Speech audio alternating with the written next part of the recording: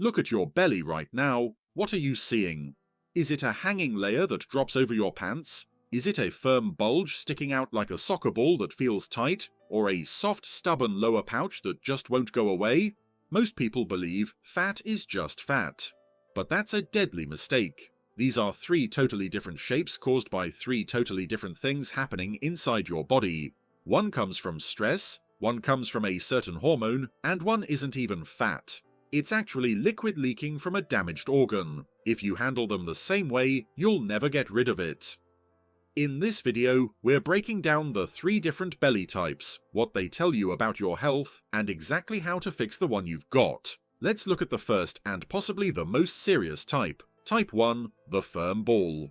Think about a guy on the beach. He's got thin legs, skinny arms, maybe even a sunken chest, but his belly looks like he ate a whole melon. It's high, tight, and if you touched it, it wouldn't bounce. It would feel like a blown-up tire. This isn't fat. If you try to run this off on a treadmill, you're wasting time. This is a liver problem. In medical language, we're often seeing early fluid buildup or serious liver trouble. Think of your liver like a fancy water filter for a pool. When that filter gets blocked with scar tissue, the blood trying to move through it hits a roadblock, but your heart keeps beating, pushing blood toward the liver. This builds huge pressure. The pressure gets so intense that liquid starts leaking right through the blood vessels and collecting in the empty space of your belly. That stomach is actually trapped liquid. A medical study in the Journal of Hepatology looked at people with this exact type of swelling. They found that in cases of bad liver trouble, the buildup was actually about 60% water retention. The liver was so damaged it couldn't make albumin, the protein that keeps liquid inside your blood vessels. Without albumin, the water just leaks into your gut. If you've got the firm ball, your liver is screaming for help. You don't need a diet, you need a liver repair plan. The outcome here depends totally on how fast you act. You have to stop the damage right now. First, cut out the poison. Alcohol is a poison. It breaks down the walls of your cells. If you have a hard belly, alcohol is off the table. It has to stop. But just as bad is high fructose corn syrup. Fructose skips everything else in your body and goes straight to the liver to be broken down. It's alcohol without getting drunk. Cut it out. Second, you need the TUDCA reset.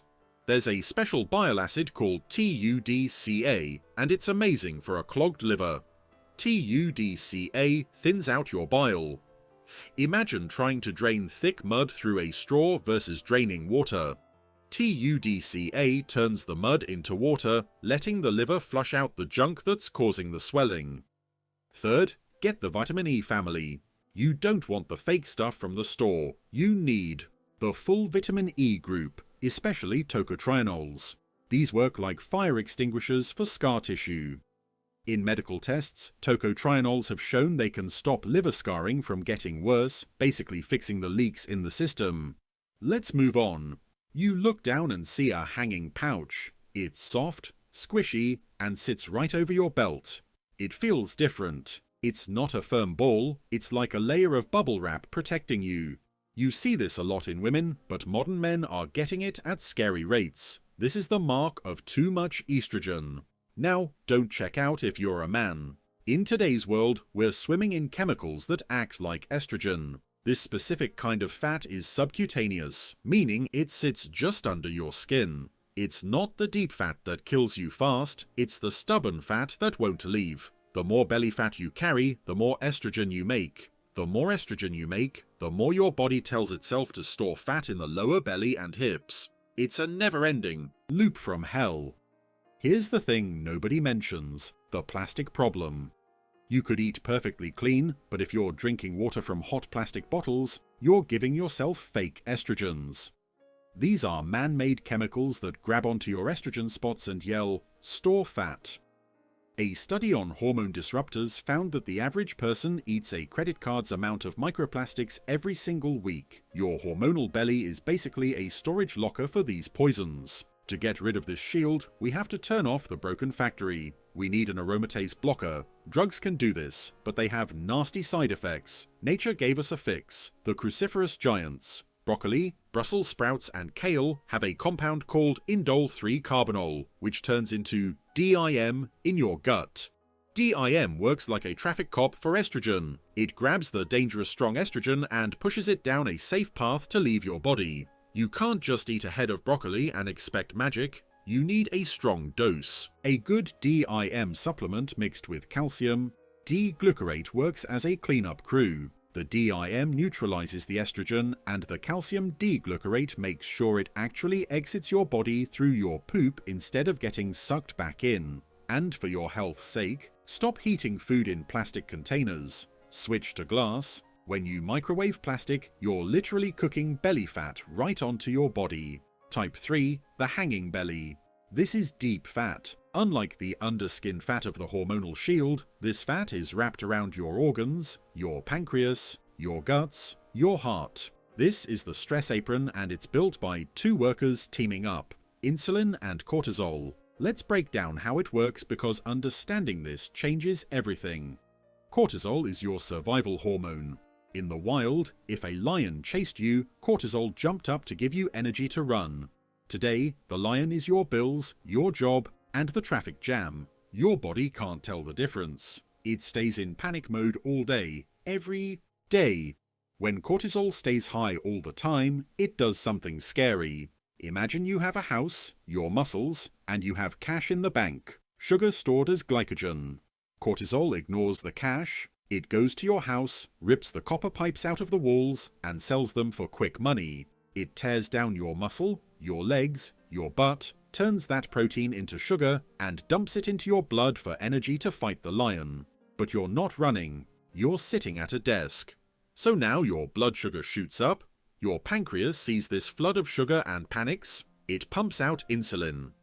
Insulin's job is to store energy. Since you're not moving, insulin takes that sugar, which used to be your muscle, and stores it as deep fat, right in the safest spot it knows, the middle of your body. You're literally melting your muscles to build a belly. A study by the University of Chicago proved this. They took healthy young guys and cut their sleep to 4 hours a night for just 1 week. In that short time, their ability to handle sugar dropped by 40%. They became pre-diabetic in 7 days. Their cortisol stayed high into the evening, stopping fat burning. This proves what we know. If you're not sleeping, you're not losing the stress apron. So, how do we break down the apron? Most people try high-intensity training. They run until they want to throw up. This is wrong. Hard exercise spikes cortisol. If you're already drowning in stress, doing intense workouts is like pouring gas on a fire. You might burn calories, but you're telling your body to keep the fat. First, you need the anti-cortisol walk. You need long, slow, easy movement. Walking, hiking, carrying a light backpack. This burns fat without setting off alarms. It drops cortisol. It tells the body it's safe. When your body feels safe, it lets go of the fat. Second, the insulin fix. Food-wise, we have to stop the insulin spikes. This means intermittent fasting is required here. We need to give your pancreas a break. When you don't eat for 16 hours, insulin drops to a low point. This unlocks the door to your fat cells, but we have to match this with eating fewer carbs. Remember, cortisol can make sugar from your muscles, but if you're eating carbs, you're just adding fuel to the fire. A keto approach or a low-carb style is usually the best tool for this job. Third, the nutritional calm-down pill to help lower the cortisol response. We look to adaptogens. Ashwagandha has been shown in controlled studies to significantly drop cortisol levels in your blood. Pairing this with magnesium glycinate before bed makes sleep better, which is where the real fat burning happens. Let's talk about putting it together. So, where do you start? You need to look at yourself and be real. Is it a firm ball? Stop the alcohol, stop the fructose. Take TUDCA. Fix the liver. Is it a hormonal shield? Stop the plastics. Eat the broccoli. Take DIM. Is it a stress apron? Sleep more, walk more, fast longer. Most important, understand that you might be a mix. You might have the stress apron and the hormonal shield. That's normal. In that case, you start with the food, low carb and fasting to fix the insulin, and you clean up your environment to fix the estrogen. But here's the golden rule that works for all of them. Patience isn't doing nothing. Patience is actively waiting. It took you years to build that belly, it won't disappear in a weekend.